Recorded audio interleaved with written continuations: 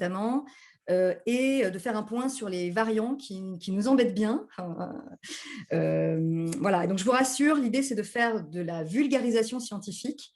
On ne va pas vous assommer avec des concepts d'experts. Le but, c'est que vous puissiez bien comprendre ce qui est en train de se passer, notamment avec les vaccins et les variants, et peut-être aussi de vous aider à discerner le vrai du faux, parce qu'il y a quand même beaucoup d'infos, beaucoup de sensationnalisme dans la presse, et il y a beaucoup de scientifiques et d'experts qui essaient justement de lutter contre ça en apportant des propos mesurés et aussi en essayant d'apporter des faits sur ce sensationnalisme qu'on peut avoir dans les médias.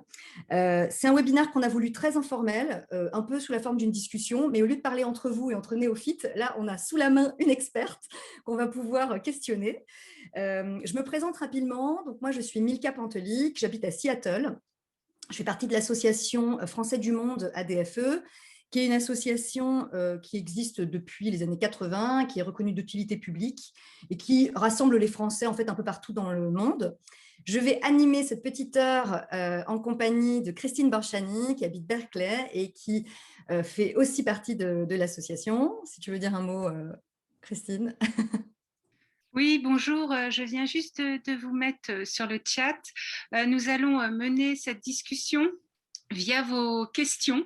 Donc, n'hésitez pas à nous les écrire. Ainsi, nous pourrons les poser à Océane. Merci. Merci beaucoup. Alors oui, effectivement, j'ai oublié de préciser que cette vidéo serait enregistrée parce qu'on a beaucoup de monde qui nous l'a demandé, ne pouvant pas être présent ce matin. Donc, si vous ne souhaitez pas que vos noms apparaissent ou vos visages, juste bloquez vos caméras, tout simplement. Voilà. Alors, je voudrais accueillir chaleureusement et malheureusement virtuellement Océane Sorel, donc, qui est notre experte, notre virologue ce matin. Rapidement, je fais ton portrait robot. Océane, Ouais. donc, tu es une Française expatriée en Exact. Californie du Sud avec toute ta famille. Mhm. Tu es docteur en virologie de l'Université de Liège, entre autres. Tu nous expliqueras plus précisément ton parcours. Tu fais de la recherche dans le domaine privé, dans l'industrie Ouais, américaine privée. Et là, tu t'exprimes bien ce matin en ton nom propre et pas au nom exactement. d'une quelconque institution ou de ton entreprise. Alors, à tes heures perdues, mais je te suis beaucoup, donc sur les réseaux sociaux, je vois que c'est surtout sur tes heures de sommeil. Tu Ouais. fais beaucoup de vulgarisation scientifique sur Instagram, donc c'est un réseau social qui utilise beaucoup la vidéo et les photos. Je vais partager le compte Instagram d'Océane pour ceux qui sont sur Instagram, c'est vraiment un compte super. Hop. C'est tout nouveau, hein. Ça fait un mois que j'ai démarré ça. Mais Voilà. Alors, est-ce qu'on voit évidemment non, les joies de la technique. Je vais y arriver, voilà. Voilà, donc ça, c'est ton compte ouais, Instagram et où on voit déjà que tu as posté, alors pas uniquement sur le Covid, non, c'est ça. voilà, mais que tu fais le point sur les vaccins en général, des explications un petit peu sur les fameuses adjuvants dans les vaccins, Exactement. que tu fais un peu des points clés sur un certain nombre de choses. Donc, merci beaucoup pour tout ce que tu fais. Je vais te laisser la parole maintenant pour un petit peu te présenter plus en détail. Et puis surtout, Océane va se présenter plus en détail. Et puis, on fera un petit point sur… Océane va rappeler des chiffres un petit peu Mhm. généraux sur la pandémie, la vaccination aux États-Unis. Et ensuite, on rentrera dans les questions-réponses. Donc, vraiment, n'hésitez pas à poser vos questions sur le chat. À toi la parole, Océane. Alors oui, donc moi, c'est Océane. Donc, j'ai un doctorat à la base en médecine vétérinaire. Donc, je suis diplômée, je suis véto depuis 2011. Mais j'ai enchaîné après mon doctorat donc, sur un deuxième doctorat, mais en recherche fondamentale en virologie. J'ai été diplômée en 2016 et depuis, je travaille que en recherche et non pas en pratique vétérinaire. Donc, je suis partie ensuite en postdoc. Pour ceux qui sont de Californie ou même des États-Unis doivent connaître. J'ai fait un premier postdoc à USC, à Los Angeles, à la Keck School of Medicine. Donc là, j'étais en virologie humaine. Je travaillais sur des virus qui donnent des cancers chez les humains. Puis après, je suis partie dans un deuxième postdoc à UCI, donc UC Irvine, à Orange County. Et là, j'ai travaillé sur le virus de la varicelle et du zona. Et mon labo travaille aussi, entre autres, sur Ebola. Donc voilà, et depuis 2019, de décembre 2019, donc juste avant ce Covid, j'ai quitté la recherche académique pour la recherche privée. Et maintenant, je travaille en thérapie, je développe des vecteurs viraux pour la thérapie génique. Donc, voilà. Et concernant les chiffres, si on revient un peu plus sur le Covid, donc il y a déjà depuis le début de cette pandémie, il y a plus de 530 000 morts aux États-Unis, donc c'est énorme. Le taux de mortalité, parce qu'on compare souvent le taux de mortalité à la grippe, on aime bien comparer le Covid à la grippe. Il faut savoir que le taux de mortalité, une fois qu'on a attrapé le Covid, le risque de mourir du Covid est 10 fois plus élevé que celui de la grippe. Donc, on est entre 1 et 2%, alors que la grippe, c'est plutôt autour de 0,1%. Donc, c'est pas vraiment comparable hein, quand on parle comme ça. La situation, puis évidemment, le taux de mortalité augmente avec l'âge. Hein, donc, ça peut atteindre jusqu'à 20% pour les plus âgés. Donc, c'est une personne sur 5 de plus de 90 ans qui attrape le Covid va mourir. Donc, c'est quand même des chiffres qui font un peu peur, quoi, un peu réagir. Et une fois qu'on est en réanimation, les chances, le risque de mourir sont de 25%. Donc, c'est une personne sur 4 qui rentre en réanimation avec le Covid n'en ressortira pas. Donc, c'est un peu les chiffres pour vous donner un peu l'état de l'ampleur de ce... je pense qu'on a tous bien compris, hein, mais l'ampleur de ce problème. La situation aux États-Unis s'améliore. On a eu un gros pic autour des fêtes. Là, ça a été vraiment, en tout cas en Californie, ça a été un peu la cata. Ils ont tout refermé.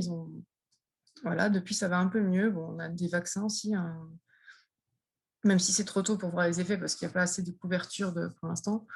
On a quand même la vaccination qui avance très bien. On est très bien organisé ici. Les chiffres aujourd'hui, j'ai pris les chiffres d'hier, il y a à peu près 20% des Américains, donc un Américain sur 5 qui a reçu au moins une dose de vaccin et 10% de doses. Donc ça avance quand même assez bien. Pour comparer, bon, je ne vais pas comparer les États-Unis et la France, mais c'est parce que j'imagine qu'il y a aussi des gens de France qui nous écoutent. Mais en France, c'est un peu plus de 6% des Français qui a reçu au moins une dose. Et j'ai mes chiffres là, 2 doses, environ 3%. Donc voilà, c'est l'état de la situation, en tout cas pour l'instant aux États-Unis et en France. Donc voilà, quelques chiffres. Je ne sais pas si, Mika, tu veux qu'on en... T'es en mute. Je ne t'entends pas.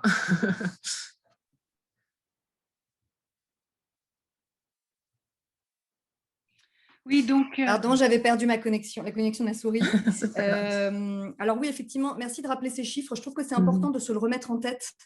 Hein, parce que comme tu le dis, souvent on dit « Oh non, mais alors déjà, il n'y a que les vieux qui meurent. » Alors je trouve ça un petit peu choquant d'entendre ça parce que qu'est-ce que ça veut dire de notre société quand on dit ça aussi hein, voilà. Mais en plus, on ne sait pas comment on va réagir face à ce virus. Et je me souviens pendant les discussions préparatoires qu'on avait avec toi, quand on en parlait, tu disais il faut aussi toujours calculer le bénéfice-risque entre le vaccin et avoir la maladie. Et là, clairement, se faire vacciner, le bénéfice est clairement supérieur au risque d'avoir la maladie. On est bien d'accord avec ça. Oui, c'est ça. Et puis, il n'y a pas que aussi les gens qui sont morts, il y a aussi les gens qui ont ce qu'on appelle les Covid longs, donc qui ont des séquelles. Et puis ça, ce n'est pas que des vieux, hein, c'est des gens... moi, j'en ai plein sur mon compte Instagram qui viennent me dire qu'ils ont eu le Covid il y a 1 an et qui ont toujours des problèmes pour respirer ou qui ont toujours des traitements et compagnie. Donc, c'est pas... voilà, la mort, c'est clair que le nombre de morts, c'est alarmant. Voilà, c'est du jamais vu. Mais il y a aussi tous les gens à côté qui ont des séquelles, quoi. Et ça, c'est... Et alors, du coup, dont on ne connaît pas les séquelles à long terme pour... Exactement. On ne sait pas parce qu'on n'a aucun recul. On n'a qu'1 an de recul. Donc, on ne sait pas combien de temps ça peut durer, ce genre de problème et compagnie. Donc, alors, je voulais qu'on... Merci pour... merci pour ces données. Ça nous remet bien en tête quand même hein, la situation actuelle. Est-ce que tu peux nous faire un point sur... je me souviens sur ton compte Instagram, tu parlais comment ça marche un vaccin et à quoi ça sert, avant de rentrer dans le détail du Covid. Et qu'est-ce que c'est que l'immunité stérilisante et l'immunité efficace? Ça, c'est des termes… Ouais, c'est des termes qui sont importants à comprendre pour bien Voilà. comprendre aussi. Je pense que c'est des termes qui ont pris vachement d'importance cette année parce que les gens ne s'étaient pas forcément intéressés à ce genre de questions avant. Mais alors, quand on développe un vaccin, le but, c'est d'empêcher une maladie. C'est pas d'empêcher… le but initial de la recherche et développement, c'est d'empêcher la maladie. C'est pas d'empêcher le virus, de bloquer complètement le virus, en tout cas pas en premier abord, quoi. Donc, l'immunité efficace, c'est ça. C'est une immunité qui permet d'empêcher les symptômes. OK ? Et après, à côté de ça, il y a l'immunité stérilisante. On parle d'immunité stérilisante quand l'immunité induite par le vaccin empêche le virus de se répliquer. Enfin, il ne peut pas, même pas entrer dans le corps. C'est ça l'immunité stérilisante, c'est-à-dire qu'on stérilise tout. Et alors, il faut savoir que dans tous les vaccins qu'on a actuellement, pour d'autres maladies, la plupart permettent une immunité efficace, mais ne permettent pas une immunité stérilisante. C'est vraiment un concept qu'il faut bien comprendre, parce que quand on a parlé de transmission et de vaccins, les gens étaient étonnés de dire qu'on est obligé de continuer de porter des masques et compagnie. C'est justement parce qu'on ne sait pas si les vaccins confèrent cette immunité stérilisante ou si c'est plutôt une immunité efficace. Et alors, oui, donc l'immunité stérilisante, la différence, c'est ça. Pendant l'immunité stérilisante, le vaccin anti-papillomavirus, lui, il confère une immunité stérilisante, c'est-à-dire qu'il empêche le virus de rentrer dans le corps. Mais d'autres vaccins, par exemple le vaccin contre la polio, lui, c'est plutôt une immunité efficace. Donc, c'est ces deux termes qu'il faut bien comprendre, et c'est le but d'un vaccin, initialement, c'est l'immunité efficace, permettre d'empêcher une maladie de se développer. Et ça, c'est très important parce qu'en fait, on entend beaucoup le contre-argument sur la question des vaccins de dire non, mais à quoi ça sert alors si je peux toujours transmettre la maladie que je me vaccine? Et en fait, on entend ça à longueur de journée. Et donc, c'est très important de le rappeler, hein, cette question donc, de l'immunité stérilisante qui est très rare. Donc, tu dis qu'il y a un vaccin. Je ne sais pas exactement combien il y en a, mais en tout cas, oui, il n'y en a pas. C'est pas la majorité des vaccins. Ouais, c'est pas le premier objectif. Après, HPV, c'est un autre problème parce que bon, c'est un des cancers, donc il ne faut vraiment pas que lui puisse s'installer. Mais en tout cas, sur des maladies aiguës comme ça, on empêche les symptômes. C'est le but numéro 1. Et c'est très difficile d'induire une immunité stérilisante. Vous imaginez qu'il faut quand même court-circuiter le virus avant même qu'il rentre dans le corps. Ça veut dire qu'il faut avoir une immunité aux aguets en permanence sur les muqueuses et compagnie. Donc, c'est pas évident, quoi. Un truc, faut pas voir ça comme noir et blanc, en fait. C'est vraiment le virus et l'immunité, ils jouent à cache-cache en permanence, et il faut vraiment… le but numéro 1, en tout cas dans le Covid, c'est le cas, il faut empêcher les symptômes, il faut empêcher l'aggravation de la maladie, empêcher les gens de rentrer en réanimation et de décéder, quoi. Donc, ça c'est vraiment, s'il y a quelque chose à retenir, c'est très important. Merci de l'avoir expliqué. Et alors, on continue sur le vaccin. Il y a des questions déjà, hein, donc, sur le chat. On va y venir. On fait juste un petit balayage là, de quelques points essentiels. Juste pour couper court à beaucoup de discussions sur oh là là, et à juste titre, hein, d'ailleurs, hein, des inquiétudes qui sont vraiment que je comprends en tant que néophyte. Mais un vaccin, ça prend 5 à 10 ans. Et là, ils l'ont fait en 1 an. Donc, il y a un truc qui ne va pas. Il y a un loup quelque part. Alors, est-ce que tu peux nous expliquer? Il y a plusieurs facteurs qui ont expliqué cette rapidité. Déjà, l'urgence mondiale, hein, ça a été cette urgence mondiale a induit énormément d'argent qui ont été investis là-dedans, que ce soit des partenariats privés, publics. Et donc, en fait, ils n'ont pas eu besoin de se soucier du budget. C'est-à-dire qu'ils ont pu développer des vaccins sans se dire est-ce que ça va être utile, est-ce que ça peut être utile, est-ce qu'on fait après la R&D, est-ce qu'on bouge en phase clinique. Et donc là, ça a été vraiment, de toute façon, il faut y aller, on a les sous, en gros, donc on n'a pas besoin de se poser cette question-là. Ça, c'est la raison numéro 1. Okay, la raison numéro 2, c'est que même si la pandémie a commencé officiellement en mars, en janvier déjà, on avait la séquence de ce virus, la séquence génomique de l'ARN viral. Okay, donc, en fait, les labos ont pu commencer à développer des vaccins, comme le vaccin ARN messager, qui est assez rapide globalement à mettre en place, très, très tôt. Donc, ils ont pu commencer à travailler dès janvier dessus. même si nous, on pense qu'ils ont commencé plus mars-avril. Non, en fait, les premiers essais cliniques ont même commencé en mars. Donc, c'est vraiment, il faut bien comprendre qu'on n'a pas attendu que ce soit une pandémie pour travailler dessus. Et puis, alors, troisième point, c'est qu'on a aussi l'expérience du SARS, du MERS des années 2000. Donc, la recherche, voilà, il y a des gens qui bossent sur des coronavirus depuis des dizaines et des vingtaines d'années, plus que ça. Et donc, ils avaient cette expérience-là, parce qu'on avait déjà des développements de vaccins qui avaient été recherchés, et on savait quel target il fallait avoir, quelle cible il fallait avoir, et c'était la protéine spike. Donc, on savait que c'était déjà elle qu'il fallait cibler. Donc, on n'a pas eu besoin de faire beaucoup de tests. C'est pas un virus. C'est un virus nouveau, mais ce n'est pas une classe de virus nouveau. Les coronavirus, on les connaît depuis très longtemps, on sait comment ils fonctionnent, donc ça a été... on n'est pas parti de rien, on est parti de ce qu'on savait, à partir du SARS, du MERS, et après on est parti de là pour développer des vaccins. Autre chose, c'est que quand les phases cliniques ont été démarrées, au lieu de faire toutes les phases cliniques, parce que normalement, quand on développe un vaccin, on fait toutes les phases cliniques et après, on review la documentation. Là, ils ont fait donc, tout ce qui est institution type Agence européenne du médicament au FDA. Ils ont mis en place ce qu'ils ont appelé des rolling reviews. Et en fait, toutes les 2 semaines, ils se réunissaient pour reviewer les datas des phases cliniques. Donc, il n'y a pas eu de perte de temps sur ça parce que la phase documentation, institution et compagnie, elle prend énormément de temps, elle prend des années. Vraiment. Donc là, au moins, ils ont mis... Tout a été concomitant, en fait. Ils n'ont pas fait les choses les unes après les autres. Ils ont plus fait les choses tous ensemble, en même temps, pour gagner du temps au maximum. Et la même chose pour la R&D. La R&D est encore en train de bosser sur la formulation du vaccin, que les phases cliniques avaient déjà commencé, pour pouvoir justement gagner le plus de mois possible, le plus de semaines possible.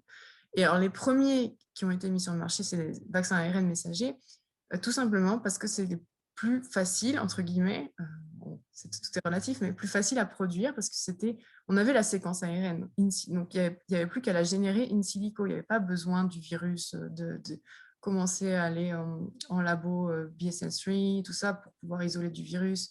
Ça a vraiment été, on peut avec partir d'un ordinateur, en gros, dire il faut cette séquence d'ARN et après la générer in vitro, entre guillemets, pour pouvoir faire un vaccin. C'est pour ça que c'est les premiers à sortir. C'est pour ça qu'il y en a d'autres qui continuent de sortir, mais qui prennent un peu plus de temps, qui demandent un peu plus d'ingénierie.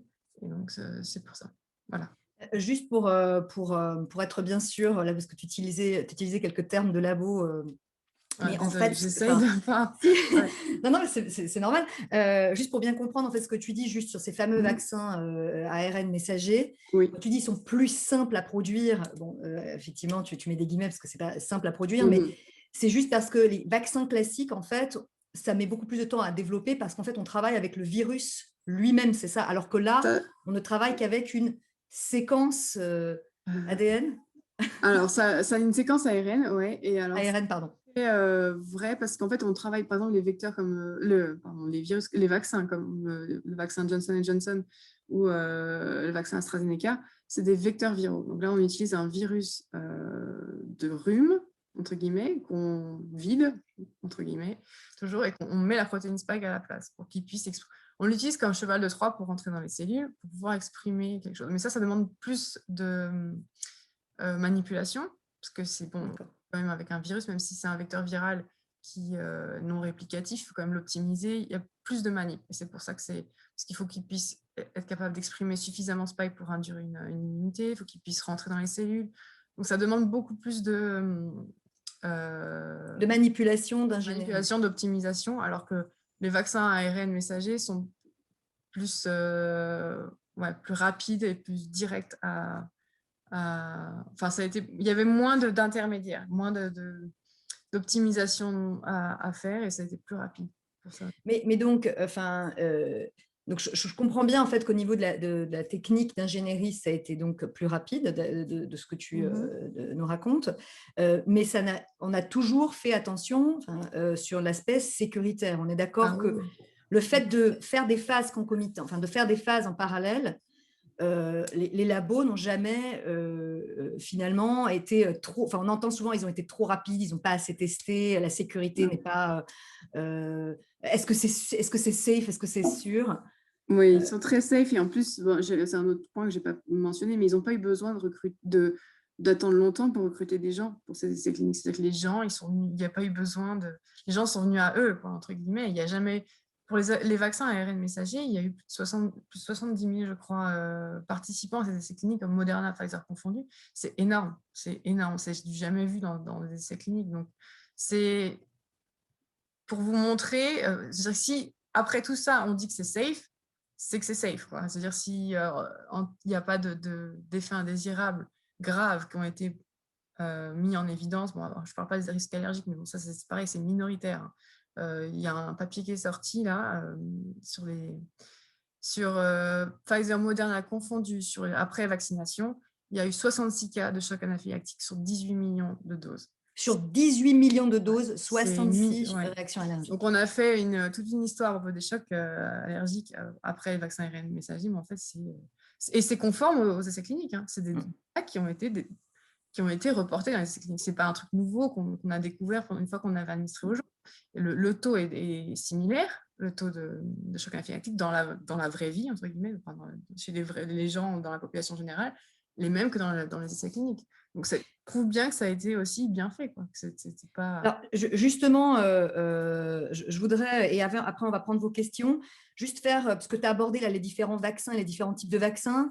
Alors, je voudrais juste là que tu refasses un petit balayage des vaccins là qui sont à notre disposition et des typologies de vaccins. Donc, Moderna et Pfizer, on voit...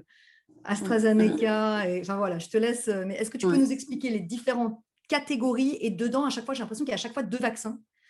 Alors il y a les premiers, c'est les vaccins ARN messagers. On en a beaucoup entendu parler quand c'était les premiers à être mis sur le marché. Donc il y a Moderna et Pfizer. Sensiblement, ils ont la même technologie, le même système et aussi des résultats similaires. La composition est la même. Hein. C'est une molécule d'ARN messager qui est encapsulée dans une petite particule de lipides, hein, donc c'est du gras, concrètement. Alors, pourquoi on le met dans du gras? Tout simplement parce que si on le mettait tout seul, tout nu dans le corps, l'ARN messager, il ne rentrerait même pas dans les cellules. Il ne pourrait même pas accomplir la mission d'exprimer Spike, enfin la protéine Spike pour pouvoir lutter contre le coronavirus, parce qu'il ne pourrait même pas rentrer dedans. Donc, on est obligé de le mettre dans une petite bulle de lipides pour qu'il puisse rentrer dans la cellule. C'est le son... Voilà, tout le monde, on a entendu beaucoup d'histoires à propos de la nanoparticule de lipides qui entoure l'ARN messager, mais en fait, nanoparticule, ça veut juste dire que la particule est toute petite et qu'elle est formée de lipides. Voilà. Donc, il n'y a rien de bizarre ou d'étrange là-dedans. C'est vraiment de la biologie, de la physique. C'est un peu comme l'huile et l'eau. Hein. Si on mélange de l'huile et de l'eau, ça ne se mélange pas. Par contre, si on met de l'huile et de l'huile, là, ça se mélange. Là, c'est pareil. Hein. La membrane cellulaire, elle est formée de gras et pour la passer, il faut du gras. Voilà, en gros, c'est ça. C'est l'idée de ce vaccin-là. Après, il y a les vaccins donc, Johnson & Johnson et les vaccins AstraZeneca qui ont la même technologie. Donc, eux, c'est des vecteurs, qu'on appelle des vecteurs viraux non réplicatifs. Donc, c'est des adénovirus. Donc, c'est une autre classe de virus. C'est des virus qui donnent les rhumes, par exemple. Qu'on a transformés un petit peu. Donc, on les a rendus inoffensifs. Hein. Donc, déjà, ils sont inoffensifs de base, mais en plus, on les a rendus inoffensifs qui ne peuvent pas se répliquer, eux. Donc, c'est-à-dire qu'une fois qu'ils rentrent dans le corps, ils disparaissent très rapidement, ils ne peuvent pas se reproduire. Et dans ces vecteurs adénoviraux, on a demandé au virus d'exprimer la protéine Spike. Voilà. On l'utilise juste comme un cheval de Troie. En fait. Ça permet de passer la membrane cellulaire. C'est toujours le même but. Hein. Il faut qu'il puisse rentrer dans les cellules pour pouvoir être exprimé, parce que on a besoin de la machinerie cellulaire pour pouvoir exprimer la protéine du virus. Voilà. Donc ça, c'est Johnson & Johnson AstraZeneca. C'est la même technologie. C'est ça. Et après, il y en a un nouveau qui va arriver là, qui va sûrement être approuvé très, très, très rapidement. C'est le Novavax. C'est un vaccin américain. Lui, c'est une autre technologie. C'est plus un vaccin classique. C'est ce qu'on appelle les vaccins sous-unitaires recombinants. C'est des protéines directement, donc la protéine Spike directement. Et là, il y a un adjuvant qui là est la saponine. Voilà, c'est pour pouvoir stimuler l'immunité plus fort. Mais j'ai pas encore de post sur le Novavax, mais je le ferai rapidement. Ça, c'est le Johnson & Johnson, c'est les résultats d'essais cliniques de Johnson & Johnson qui sont très, très encourageants. D'accord. Oui, j'en profitais pour montrer en fait la vulgarisation que tu fais en ligne sur ton compte aussi pour illustrer. Ok, donc là, on a quand même un arsenal de vaccins. Ouais. Et je voulais savoir, moi j'ai l'impression que c'est bien, hein, je suis une néophyte, mais j'ai l'impression que c'est bien d'avoir plusieurs types de vaccins. Pourquoi c'est bien en fait? Ben, c'est bien parce qu'on est nombreux déjà, de un, Ouais. et que la capacité de production de chaque compagnie qui développe ces vaccins est quand même limitée, hein. Il faut qu'on puisse multiplier il faut que toutes les forces s'assemblent pour pouvoir lutter au plus rapidement contre ce virus, parce que, comme je l'ai déjà expliqué sur mon compte, plus on laisse un virus se répliquer, et plus on augmente le risque d'avoir des nouveaux variants qui apparaissent, et plus on facilite le chemin au virus pour muter, pour devenir différent et pour que les vaccins soient moins efficaces. Il faut vraiment taper fort et rapidement. D'accord.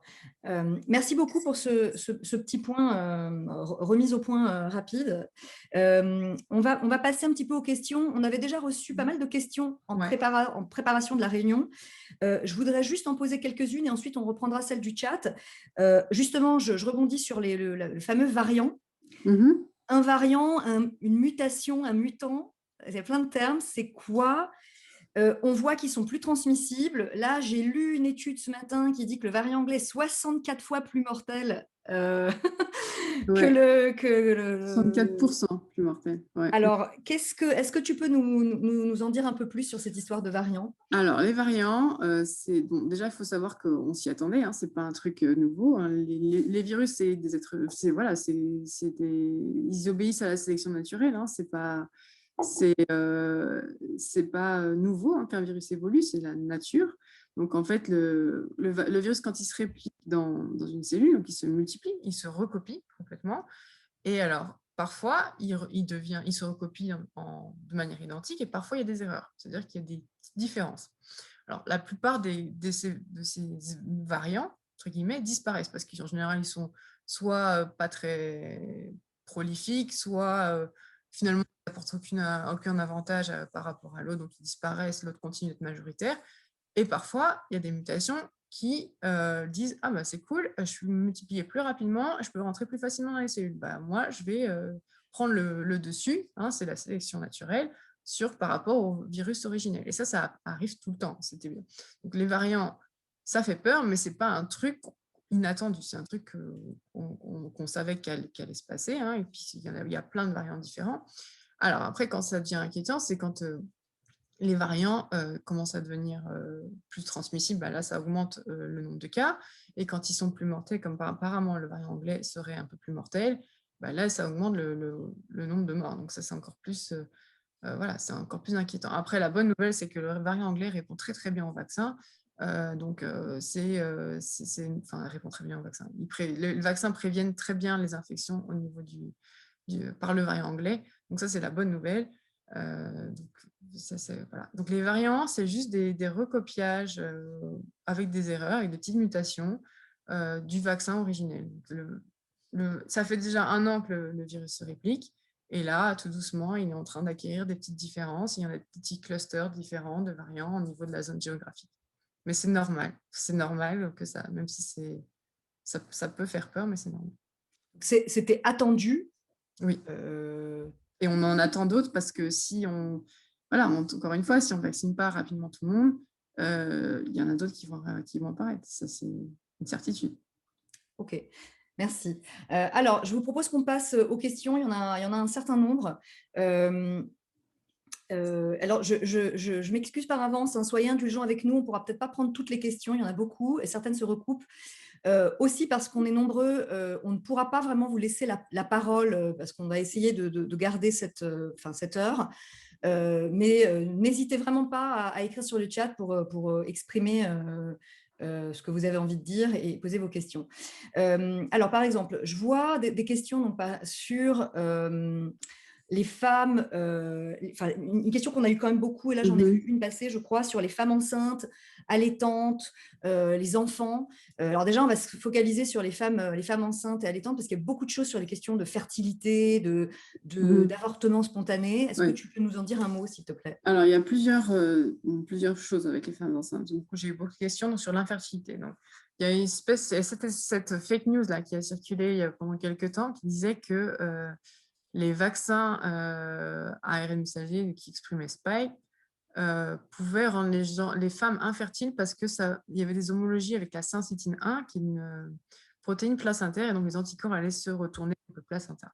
Ça, c'est totalement faux et j'en ai parlé sur mon Instagram, j'ai fait une vidéo là-dessus. Il y a très très peu d'homologie. Il y a autant d'homologie entre la syncytine et la spike que entre la spike et n'importe quelle autre protéine du corps. Donc, là, je t'ai dit, j'avais pris l'actine comme exemple. Il y a autant d'homologie avec l'actine.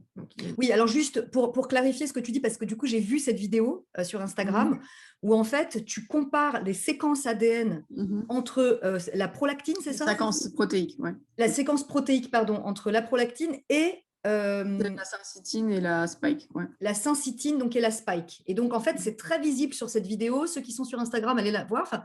Et tu compares et pour voir si les deux, en fait, matchent et s'il y a une possibilité que ça, comment je peux exprimer ça, que ça se, que la spike ait un effet, en fait.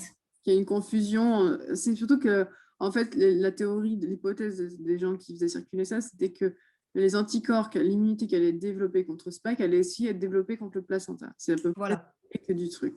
Mais, et sachant que, voilà, il y a une autre chose, c'est que quand vous avez eu le Covid, vous avez exprimé Spike, votre virus a exprimé Spike dans votre corps tout le long. Hein, donc, vous avez une immunité anti-Spike aussi. Mais les gens qui ont eu le Covid sont tombés enceintes, étaient enceintes, n'ont pas eu de problème. Enfin, je veux dire, c'est pas juste si on vraiment on raisonne comme ça, alors c'est pas juste les vaccins qui posent problème, alors le Covid pose aussi problème. Ce qui n'est pas le cas, on est encore une fois, parce que voilà, c'est une fake news, mais si on va jusqu'au bout de leur raisonnement, alors aussi la maladie en elle-même pourrait poser problème. Oui. Donc c'est toujours cette question de risque. Pour cette syncytine 1. Risque-bénéfice. Ouais. Aussi. Et alors, le deuxième souci avec les femmes, la deuxième question que j'ai souvent avec les femmes enceintes, c'est est-ce que je peux me faire vacciner? Le CDC est assez clair sur il est assez clair. Ils disent que les femmes enceintes sont particulièrement à risque, surtout dans le troisième trimestre, quand la capacité respiratoire est un peu diminuée. Mais ils ne peuvent pas faire de généralité et dire toutes les femmes enceintes, allez vous faire vacciner, tout simplement parce qu'il n'y avait pas de femmes enceintes dans les essais cliniques. Ça, c'est vraiment une chose à comprendre. Ce n'est pas parce qu'il y a un risque avéré, qu'on connaît. Il n'y a même d'ailleurs aucune raison de penser qu'il y a un risque parce que l'ARN messager, en tout cas pour Pfizer et Moderna, est très vite dégradé. Ce ne sont pas des vaccins vivants, donc ce n'est pas des virus vivants qui vont se répliquer et aller se répliquer dans le fœtus. C'est des vaccins inactivés, atténués, ou même pas atténués, inactivés ou non réplicatifs. Donc de toute façon, il n'y a pas de réplication. Et voilà, mais le CDC recommande de poser la question à son médecin. C'est en fonction de toujours cette balance bénéfice-risque qu'il faut évaluer. Après, il y a des essais cliniques qui sont en cours. Je crois que c'est Pfizer qui a des essais cliniques en cours avec des femmes enceintes. Donc, le vaccin. Je pense qu'il y en a sûrement d'autres qui doivent être en train de travailler dessus. Mais donc voilà, c'est comme on a la catégorie cible. La population cible n'était pas incluse dans le premier essai clinique, excès de prudence, on dit non, mais si vous voulez vous faire vacciner, vous pouvez demander à votre médecin. Ça, c'est pareil, s'il faut vraiment en parler avec votre médecin. Si vous avez des facteurs de risque et des comorbidités importantes, alors ça vaut peut-être le coup de se faire vacciner ou que d'attendre la fin de la grossesse. Pour les allaitantes, c'est pareil, il vaut mieux en parler à son médecin avant de le faire. Hein, c'est une consultation. D'ailleurs, quand vous faites vacciner, on vous demande est-ce que vous êtes enceinte, est-ce que vous allaitez, etc. Parce que là, oui, il y a une consultation plus spécifique. Pour les enfants, alors les enfants, effectivement, ils n'étaient pas... Excuse-moi, Océane, est-ce que tu pourrais continuer au niveau des adultes? Beaucoup de personnes nous posent des questions sur quel est le meilleur vaccin pour les personnes touchées par une maladie auto-immune. Alors ça, c'est pareil, il faut demander à votre médecin. Moi, je ne suis pas médecin, je peux pas, c'est des cas particuliers, je ne peux pas vous donner quelconque conseil. Après, concernant la question tout court, quel est le meilleur vaccin? Ma réponse est toujours la même. Le premier qui est disponible pour vous, c'est vraiment ça le meilleur vaccin. C'est pas d'attendre qu'il y ait un autre. Il n'y aura pas de vaccin parfait, il n'y en aura pas, ça n'existe pas. Il n'y aura pas 100% de prévention des symptômes. C'est quasiment impossible. Déjà, les 95% qu'on a obtenus avec les vaccins ARN messagers, c'est incroyable. Hein, C'est vraiment pas fréquent.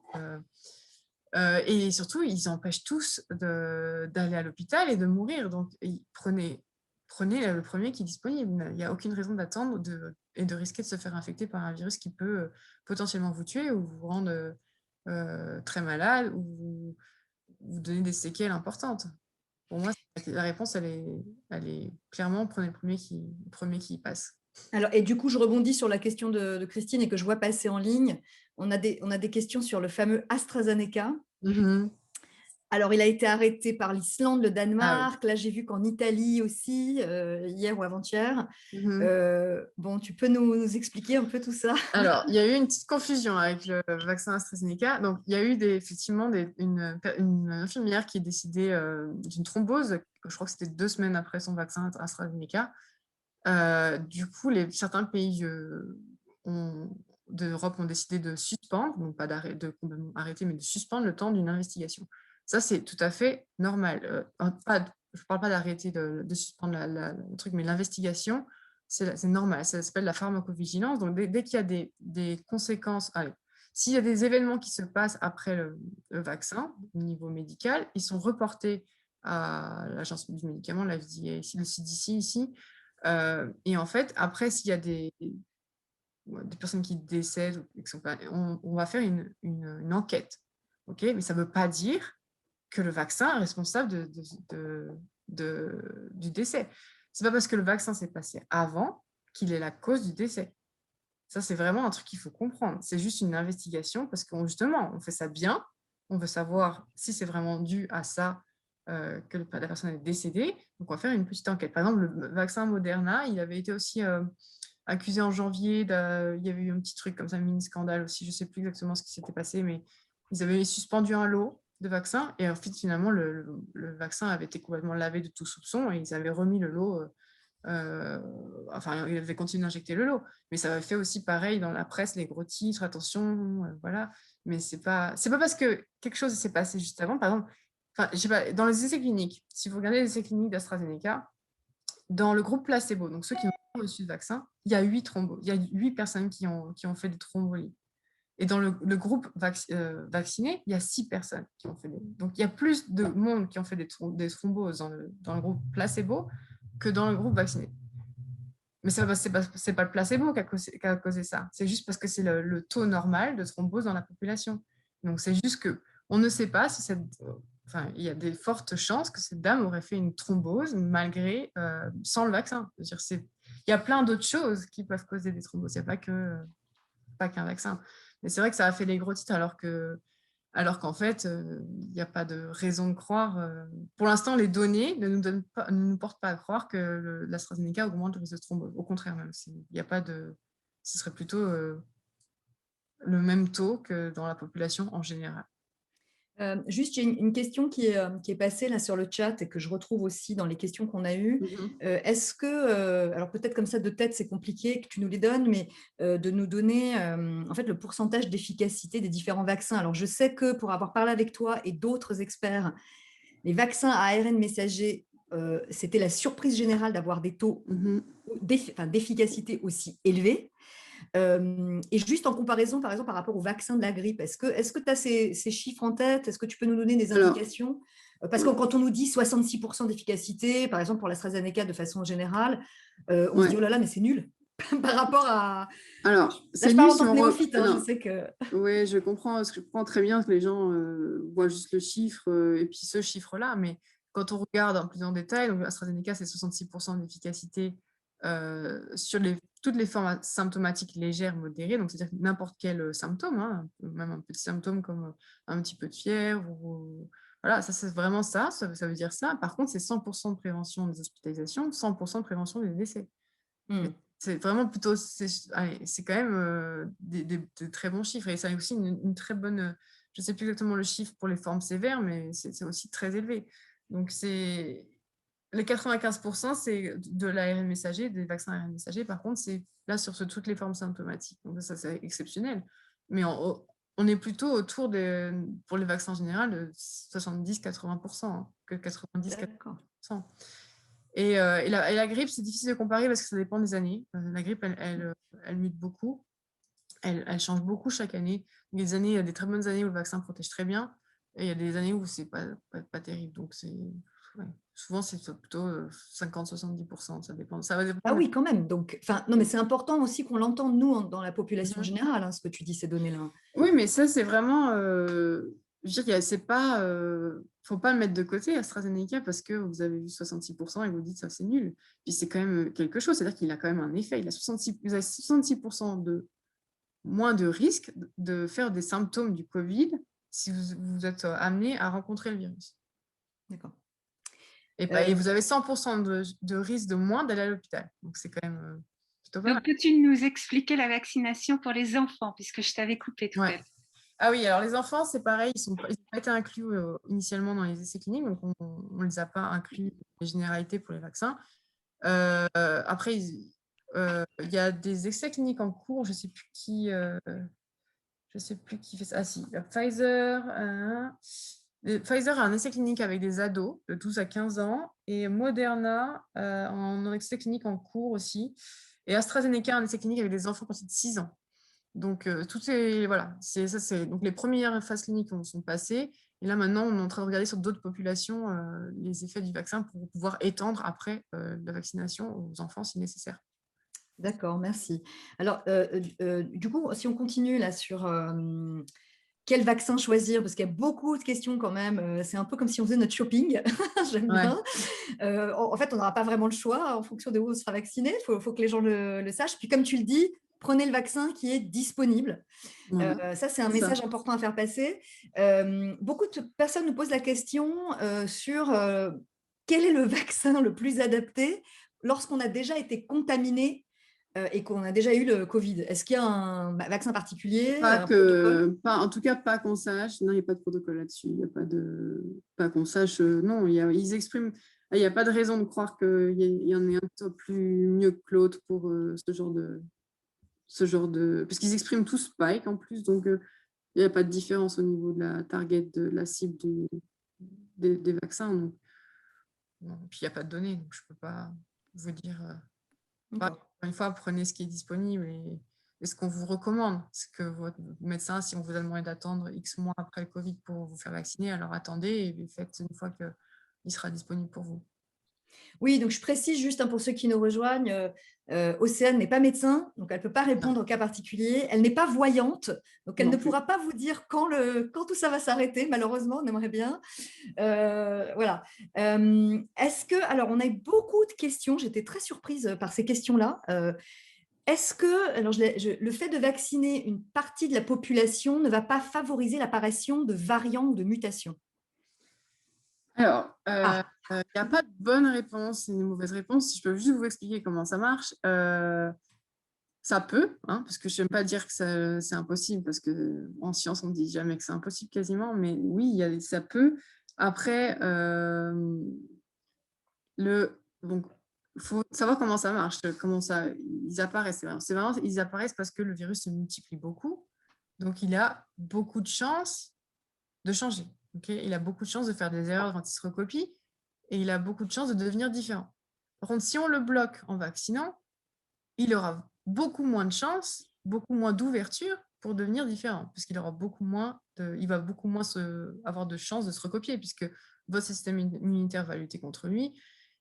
Donc ça, c'est un premier point. C'est-à-dire que plus on laisse un virus se répliquer, il faut vraiment retenir ça, plus on a de chances d'avoir des variants différents qui vont apparaître.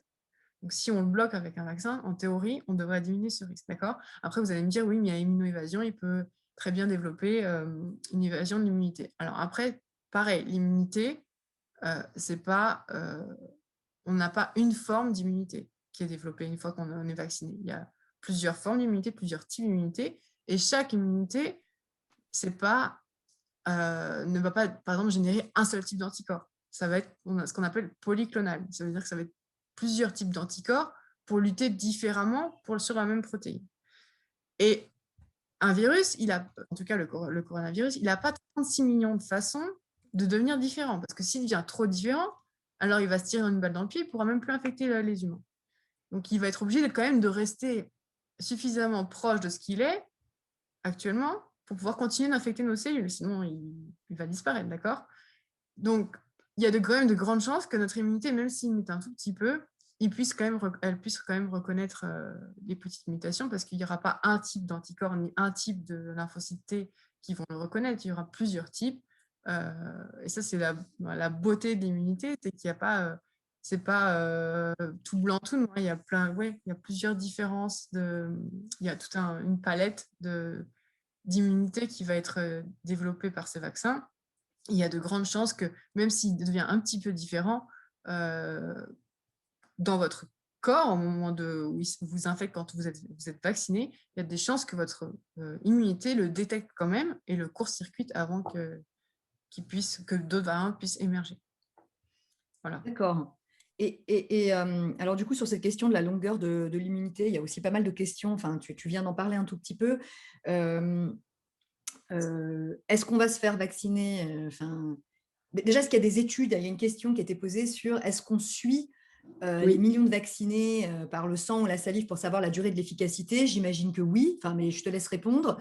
Et est-ce qu'on peut déterminer dans une boule de cristal combien l'immunité va durer? Est-ce que les scientifiques peuvent déterminer ça? Est-ce qu'on va devoir se revacciner tous les ans avec des boosters? Qu'est-ce qu'on sait à l'heure actuelle, en fait? Alors, à l'heure actuelle, on sait, donc, déjà, les personnes qui étaient dans les essais cliniques sont suivies. Hein, on ne sait pas, on vous vaccine et après, salut, quoi. Donc, elles vont être suivies justement pour monitorer cette immunité, voir savoir combien de temps elle dure, combien de temps elle est efficace, combien de temps, etc. Donc, a priori, les dernières études que j'ai vues, a priori, au moins 8 mois d'immunité. Après, voilà, c'est a priori. 8 mois, tu dis? Ouais, au moins 8 mois. Mais bon, c'est pareil, on n'a pas assez de recul. Hein. C'était des gens qui ont été vaccinés en mars-avril, donc l'année dernière. Donc, c'est pas des gens on n'a pas un recul de 5 ans. Donc. Alors, après, ça va dépendre la nécessité d'un boost vaccinal l'année prochaine après une première campagne de vaccination. Ça va dépendre de beaucoup de facteurs. Ce n'est pas uniquement de la durée de l'immunité. Ça va dépendre de l'évolution de la pandémie, donc comment le virus va évoluer, parce que ça va dépendre de la couverture vaccinale. Est-ce que s'il y a que 50% des gens qui sont vaccinés, alors il y a de grandes chances que le virus continue de circuler. Ça va dépendre des variants. S'ils sont vraiment s'ils continuent d'évoluer, qu'ils sont très différents, qu'il faut adapter les vaccins, alors peut-être qu'il faudra se faire revacciner pour empêcher l'infection par les variants, jusqu'à ce qu'on empêche que ça disparaisse, quoi, entre guillemets. Ça dépend vraiment de tellement de facteurs que c'est difficile de prédire. Après, il y a quand même de fortes chances qu'il y ait besoin d'un boost à un moment donné, hein, mais on ne peut pas dire pour l'instant comme ça, l'année prochaine, au bout de 8 mois, vous allez tous devoir vous faire vacciner avec tel vaccin contre tel variant. Ça va vraiment dépendre du virus en lui-même, de la population en elle-même, des vaccins en eux-mêmes, à quel point ils fonctionnent et à quel point ça permet d'arrêter tout ça. D'accord. Et tu le disais, hein, d'ailleurs, le vaccin, pour l'instant, on ne sait pas s'il nous donne une immunité stérilisante. Donc, ça veut dire qu'on ne sait pas s'il empêche la transmission. Hein, alors, justement. Voilà. Il y a des études qui sont sorties très récemment, beaucoup cette semaine. Alors, une très bonne nouvelle, c'est que la plupart voire je crois que même tous les vaccins que j'ai, en tout cas que tous les études que j'ai vues, il y a une diminution de la transmission. Il y a une diminution des porteurs asymptomatiques assez d'ailleurs assez importante, hein, dans des chiffres de 70%. Donc, il y a beaucoup, il y a vraiment le virus est indétectable chez la plupart des vaccinés. Il y a toujours des gens qui, quand même, sont porteurs asymptomatiques, hein, c'est jamais 100%, mais il y a une diminution de la transmission. Donc, on va vers cette efficacité de diminution de transmission qui est une super nouvelle, parce que c'était notre grosse peur, entre guillemets, on est vacciné, on est protégé de la maladie, mais est-ce qu'on ne va pas le refiler à quelqu'un qui est non vacciné? C'est pour ça que le CDC a allégé ses guidelines, et quand il autorise maintenant des personnes vaccinées à voir des gens vaccinés sans masque, évidemment, et aussi des gens vaccinés à voir des gens non vaccinés d'une seule famille, pour l'instant c'est comme ça, sans masque, des gens à faible risque, des familles non vaccinées à faible risque. Donc, on va vers cet allègement de port du masque, en tout cas en petits groupes. Je ne parle pas du public, surtout voilà, gardez vos masques quand vous êtes vacciné, parce qu'il y a encore trop peu de vaccination de toute façon. Mais on va vers cette diminution de la transmission, ce qui est franchement une des meilleures nouvelles. Et ça, c'est pour tous les vaccins? Ça, c'est pour tous les vaccins? Ouais, après, il y a des efficacités différentes en fonction des vaccins, mais globalement, il y a un rapport de tous les vaccins de diminution de la Oui, transmission. c'est super.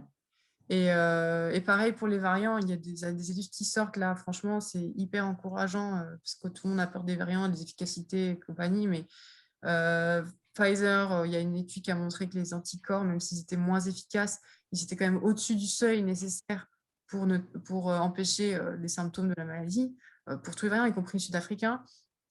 Il y a une moins bonne efficacité au niveau des symptômes légers ou modérés, des formes légères ou modérées sur le sud-africain, qui est quand même le plus inquiétant parce que c'est lui qui est le plus modifié, le plus différent. Du coup, voilà, mais par contre, ça protège quand même des formes sévères. Donc, il y a quand même même si c'est une diminution d'efficacité, il faut bien comprendre que ça protège quand même du pire, entre guillemets, quoi. Ça ne protégera peut-être pas d'une petite fièvre dans 100% des cas, si vous rencontrez le virus, mais ça vous empêchera peut-être d'aller à l'hôpital et de mourir, quoi. Ou voilà, ou de le transmettre, parce qu'il y a une diminution de la transmission aussi. Donc, c'est important de comprendre ça. Et il y a aussi un autre papier, c'était un préprint, il n'est pas encore publié, mais qui montre, parce que j'expliquais justement sur mon Instagram qu'il y a deux types d'immunité. L'immunité anticorps, que tout le monde a regardé en disant « Oh, regardez, ça ne marche plus, les anticorps, ils ne reconnaissent plus », mais il y a aussi l'immunité à médiation cellulaire, qui est, elle, médiée par tout ce qui est lymphocyte T. Et celle-ci, elle est très difficile à mesurer. C'est vraiment compliqué de mesurer in vitro. Mais là, il y a un papier qui est de la Roya Institute, pour ceux qui connaissent, c'est à San Diego, c'est un des meilleurs instituts d'immunologie du monde, qui est en préprint disponible sur Internet, qui montre que l'immunité à médiation cellulaire est très peu infectée par les variants. Ça veut dire qu'elle est efficace sur les variants de manière assez similaire. Donc ça, c'est une super nouvelle. Ça veut dire que même si vos anticorps ne font pas tout à fait leur job, peut-être que vos lymphocytes vont le faire. D'accord, donc il y a la deuxième cavalerie qui va s'occuper du virus. Pas juste vraiment l'immunité ne se résume pas juste aux anticorps. Ça, c'est vraiment un truc qu'il faut aussi retenir.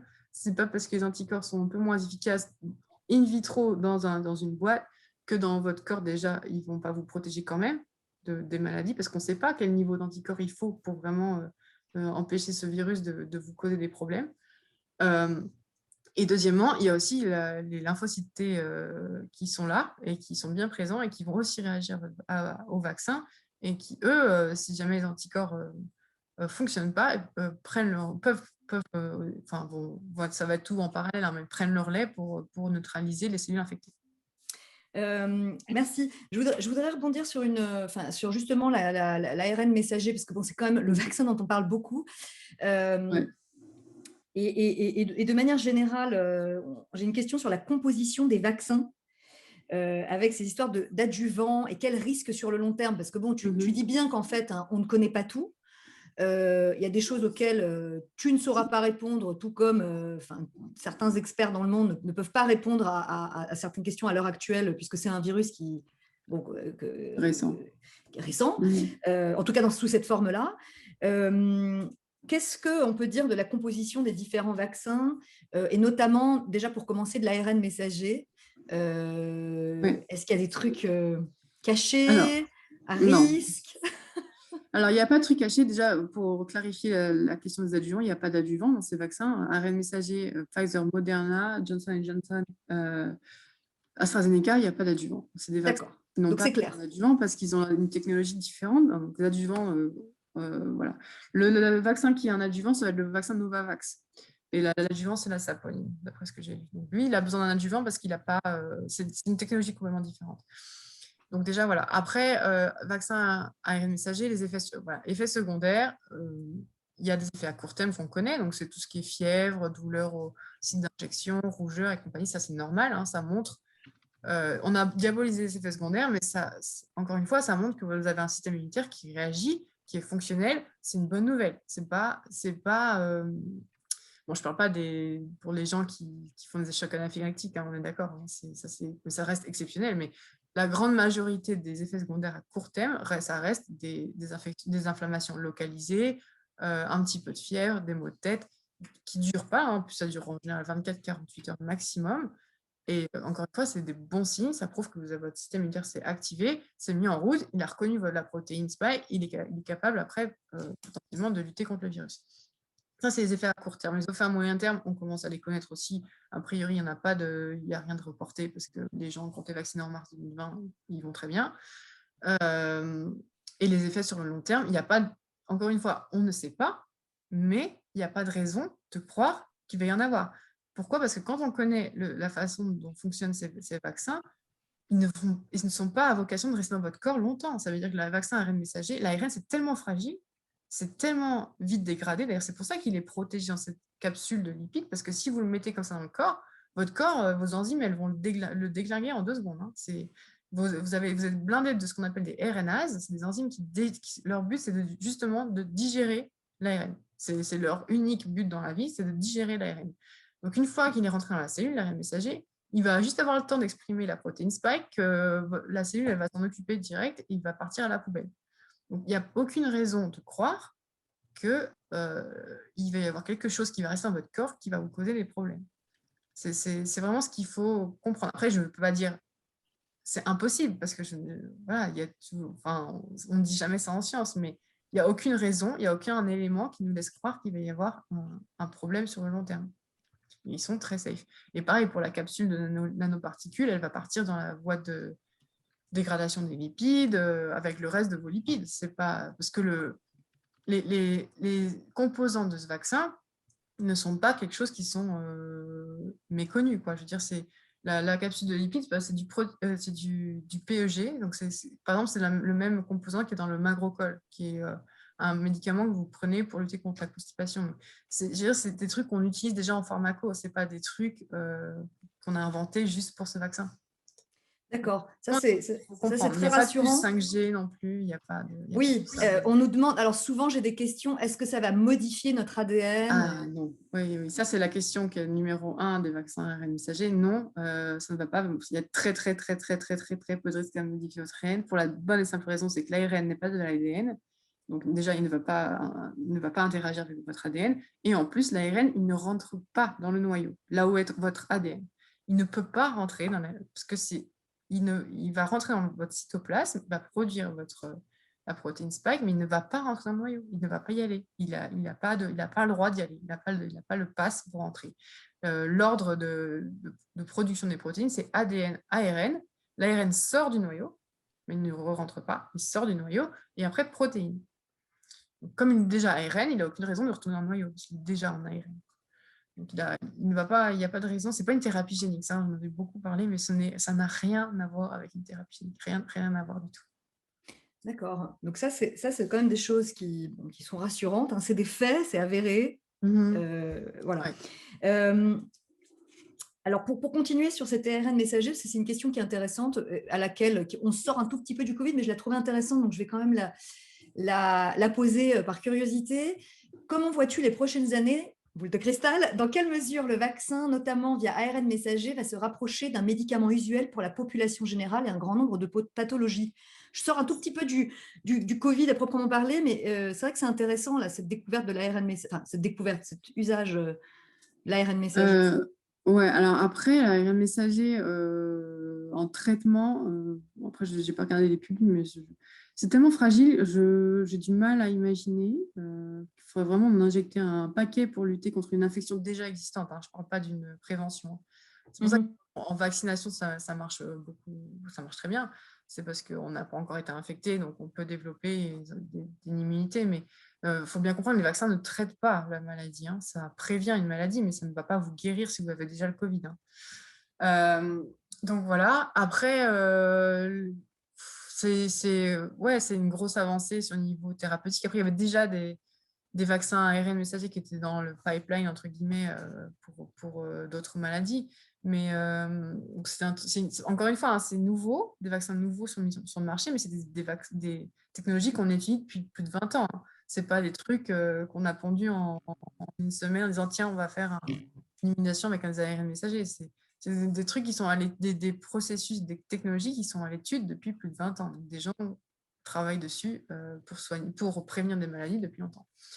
Après, au niveau de traitement, pour l'instant, il n'y a pas encore de... Il y a le seul traitement qui ne marche pas trop mal que j'ai vu dans les publis, il y a encore une publi là, cette semaine, je crois, c'est tout ce qui est anticorps injectés au moment voilà, pour prévenir, pour pouvoir lutter contre la maladie. Après, l'évolution du futur, ouais, la meilleure évolution possible, c'est que tout le monde se fasse vacciner rapidement et qu'on puisse retourner à une vie normale le plus rapidement possible. Et si des variants prennent le dessus et la vaccination initiale n'est pas efficace, la bonne nouvelle, c'est que c'est quand même... Il y a déjà des firmes, Pfizer, Moderna, sont déjà en train de bosser sur des adaptations du vaccin pour pouvoir plus cibler, par exemple, le variant sud-africain, qui pose quand même le plus de problèmes, pour justement, si jamais ça ne suffit pas, alors on pourra avoir un vaccin qui est plus dirigé contre tel ou tel variant, parce que voilà. Mais oui, moi, de toute façon, je suis hyper optimiste sur... on peut être qu'optimiste sur l'avenir, quoi. Surtout quand on voit les études là, qui sortent sur la population en Israël, je crois que près de 60% de la population en Israël a reçu une dose et 40% deux doses. Et ça se casse la gueule, les chiffres. Là. On voit bien que c'est une efficacité due au vaccin, que ce n'est pas dû au confinement, etc. Parce que les chiffres d'hospitalisation, c'est les plus âgés qui ont été vaccinés en premier. Les chiffres d'hospitalisation des plus âgés sont en chute libre. Quoi. Et, en Israël. En Israël, oui. À un moment donné, il y avait plus de jeunes hospitalisés pour le Covid que de personnes âgées. Dû au fait que ces personnes âgées aient été vaccinées, avant. Oui, c'est ça. Non, c'est hyper encourageant. Et l'efficacité est même plus supérieure. En tout cas, les premiers rapports de phase 4 d'Israël montrent que l'efficacité même de vaccin Pfizer est plutôt de 97% a priori chez eux. Donc, c'est encore plus que ce qui a été espéré. Enfin, c'est 2%, mais c'est énorme. En fait, c'est une vraie prouesse scientifique.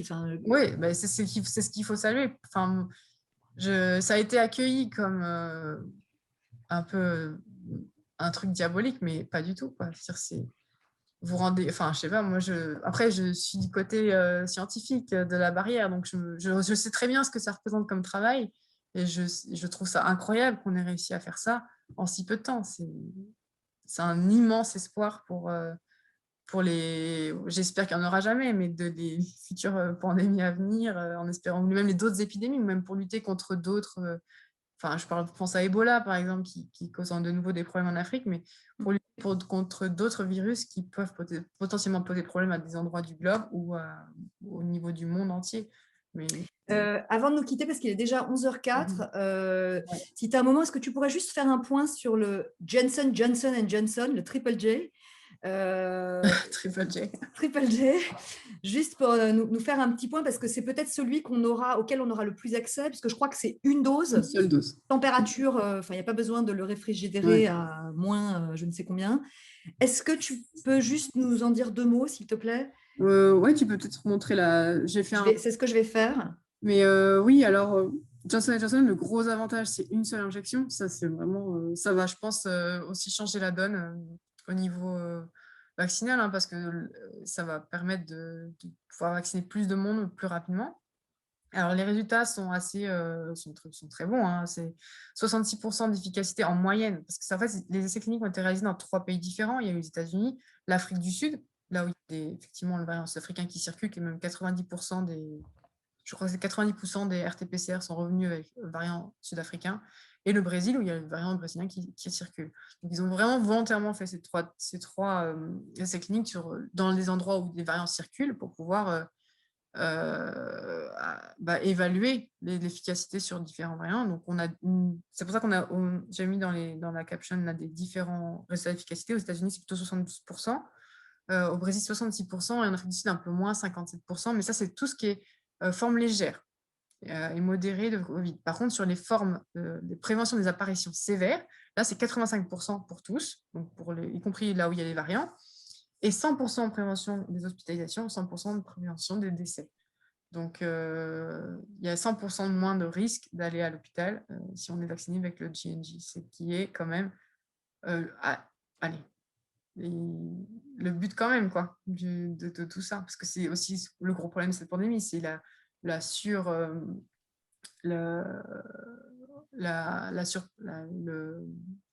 comment dire en français, je cherche le mot, mais y a trop de monde qui vont en soins intensifs, donc il faut le problème aussi, c'est la surcharge des hôpitaux. Voilà, la surcharge des hôpitaux à cause des cas de Covid. Donc, ça va clairement aider, quoi. Puis une seule injection, c'est top, quoi. Si on a des résultats comme ça après une seule injection, c'est génial. Ok, on va s'arrêter dans 5 minutes. Il y a encore pas mal de questions. Il y en a une qui est revenue. Juste, excuse-moi, sur est-ce qu'on va pouvoir prendre, par exemple, un vaccin, puis se faire injecter une deuxième dose d'un autre vaccin?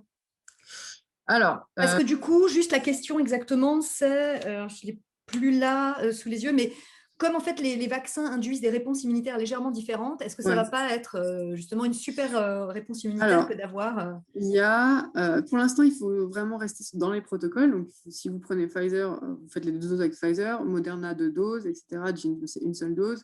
Vraiment suivre les protocoles parce comme on n'a pas de données, on ne peut pas dire c'est mieux de faire ci, ça. On ne peut pas inventer des datas qu'on n'a pas. Après, effectivement, il y a des essais cliniques qui sont en cours avec un mélange de 2 types de vaccins. Je ne sais plus lesquels. J'ai vu l'info passer et j'ai oublié de noter. Donc, il y a des essais en cours pour savoir effectivement si ça permet d'augmenter l'efficacité ou si ça permet, je sais pas moi, d'augmenter la durée de protection, etc. Voir si il y a un plus à faire ça. Mais pour l'instant, il n'y a pas de data, donc non, il faut rester vraiment dans le protocole, suivre ce qui est indiqué. Pas de data, on ne fait pas pour l'instant. Mais ça peut changer. C'est vraiment, il faut aussi comprendre que ce qui est vrai aujourd'hui ne peut ne plus être vrai dans 6 mois. Hein. C'est un truc qui est en évolution permanente, puisque c'est un virus qui est vieux d'il y a un peu plus d'1 an maintenant. Donc on en apprend, nous, les scientifiques, tous les jours. Il y a des publics qui sortent tous les jours, avec des nouvelles infos, des nouvelles données. D'ailleurs, c'est difficile de rester dans le coup, entre guillemets, parce qu'il faut vraiment en fait, aller se mettre tout le temps pour vraiment savoir ce qui se passe, quoi. Et ne rien rater, mais on en apprend tous les jours. Il n'y a pas de réponse immuable, ça va évoluer avec le cours du temps, mais pour l'instant, la réponse, c'est ça. Si vous avez Pfizer en première injection, faites une deuxième injection avec Pfizer. Et après, on verra. S'il y a des études qui montrent que c'est plus efficace avec une combinaison, alors on fera une combinaison. D'accord, merci beaucoup. Est-ce que tu peux répondre à une dernière question? Et après, je te laisse vaquer à ta famille et sur Ebola notamment. En fait, une comparaison Ebola, parce que comme tu travailles, tu as travaillé sur. Est-ce que tu voudrais répondre? Vous êtes spécialiste en Ebola, pouvez-vous revenir sur la comparaison? Je ne suis pas spécialiste en Ebola. Mon labo, moi je travaille sur la varicelle zona, mais mon labo, donc mes collègues travaillent sur Ebola. Donc, je connais un petit peu, voilà. Après, il faudrait que je fasse la biblio pour vraiment être au point, mais on a écrit quelques grandes sur Ebola que j'avais relues, etc. Donc je pense que c'est lié à ce qui se passe en ce moment, c'est pour ça. Il y a une petite panique en disant, pouvez-vous revenir sur la comparaison de la mortalité Ebola versus Covid-19? Peut-on imaginer un virus avec le portage Covid et la mortalité Ebola? Et dans ce cas-là, quelle sera la gestion en tant que risque de population? Alors, Ebola, le taux de mortalité, c'est un peu différent en fonction des souches, mais en moyenne, c'est 50%, donc une chance sur 2 de mourir d'Ebola. En tout cas, c'est vraiment les datas comme ça. La bonne nouvelle, c'est qu'il y a un vaccin. Ebola, il y a un vaccin. Donc, pour l'instant, ils font de la vaccination des cas contacts. En Afrique, c'est ce qui se passe parce que c'est pas une pandémie, donc il n'y a pas besoin de vacciner tout le monde, d'accord? C'est très localisé. Donc, d'ailleurs, le vaccin Ebola, c'est la même technologie que le vaccin AstraZeneca et Johnson & Johnson. C'est un vaccin adénoviral aussi.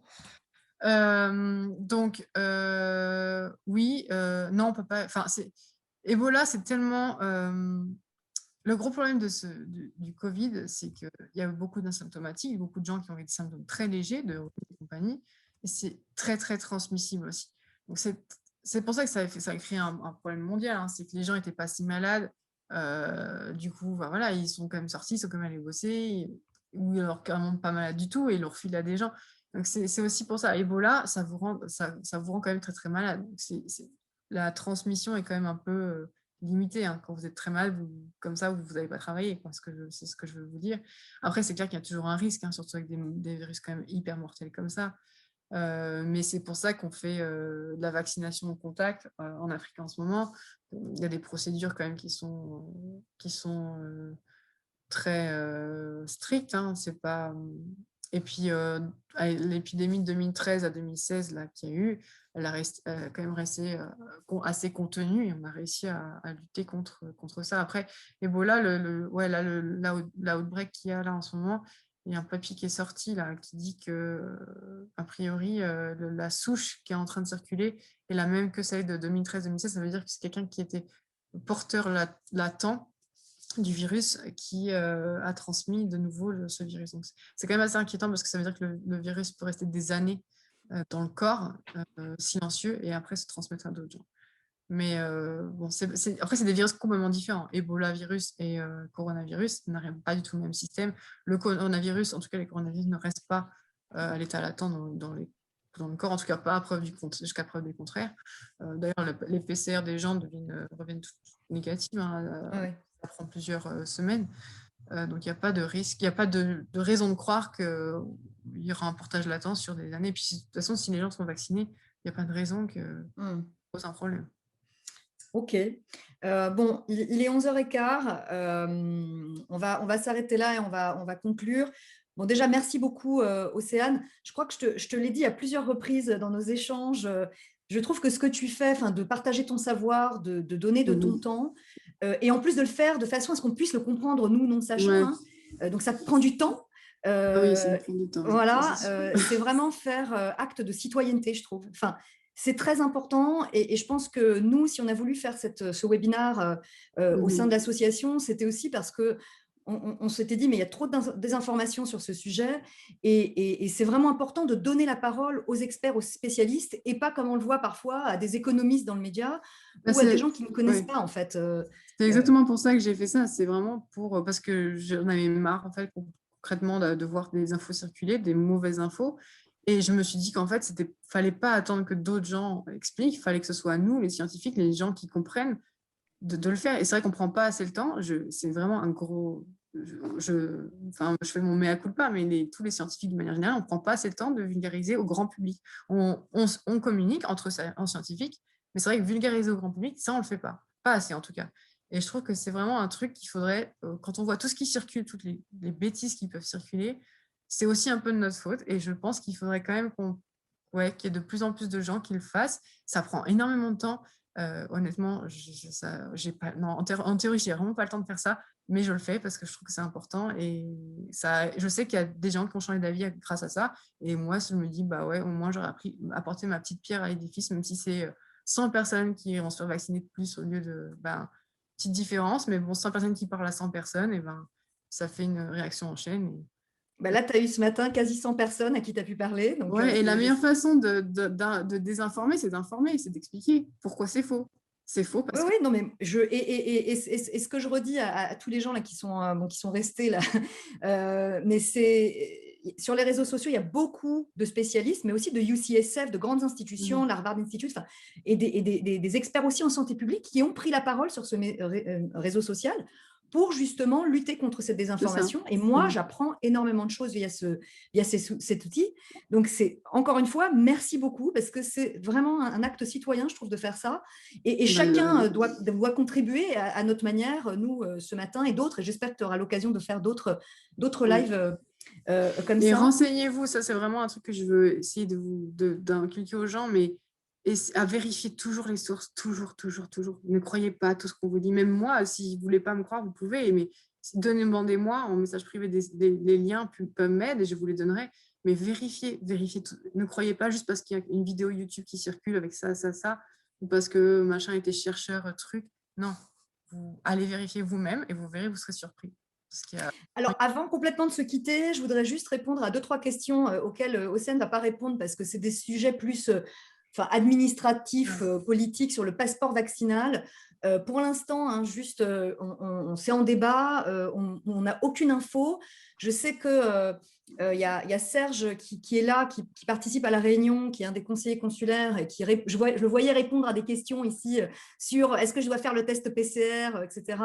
Si tu veux, Serge, 2 minutes sur le passeport vaccinal, même si, en fait, nous, on n'en sait pas plus. Hein. Là, voilà. Rien ne change. Il faut toujours suivre les consignes de présenter un test PCR LAMP 72 heures avant le premier embarquement du vol pour entrer en France. Et il y a la déclaration sur honneur, le document à la fin des 4, parce qui indique l'isolement pendant 7 jours et puis un test, fournir un test négatif à votre charge à la fin. Ça ne change pas encore. Si vous êtes vacciné, ça ne change rien. Il faut toujours observer ces consignes. Et encore, il y a la question des motifs impériaux. Ça change en ce moment, mais actuellement, il faut continuer à observer les demandes de documents là-dessus.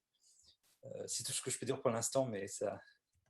N'hésitez pas à m'écrire à mon adresse. Je vais la donner là, si tu veux. D'accord. Là, je pourrais peut-être répondre plus précisément à vos questions. Merci beaucoup. Encore une fois, mille merci, Océane. Je vais donner l'adresse en même temps. Et si vous avez d'autres questions scientifiques, franchement, allez suivre The French Virologist sur Instagram. Parce que voilà, Océane vous donne des infos vraiment précieuses. La vidéo, ah oui, beaucoup de questions sur la vidéo, récupérer la vidéo, parce que j'ai vu des gens arriver en plein milieu. On va essayer de la renvoyer par emailing à tous ceux qui sont venus ce matin dans une newsletter. On va aussi la poster sur Facebook. Peut-être qu'Océane, tu vas pouvoir la mettre, je ne sais pas, elle est peut-être trop longue, sur Instagram. Je ne sais pas trop ça comment... Voilà, on va essayer en tout cas de la diffuser au maximum. Ouais. Je ne sais pas si on peut s'organiser. Oui, on va essayer de... En tout cas, on la renverra par un emailing. The French Virologist. Alors, attendez, je le mets sur le... Voilà. Hop. Voilà. Merci beaucoup. Bon samedi. Et puis, merci à toi, merci à vous tous.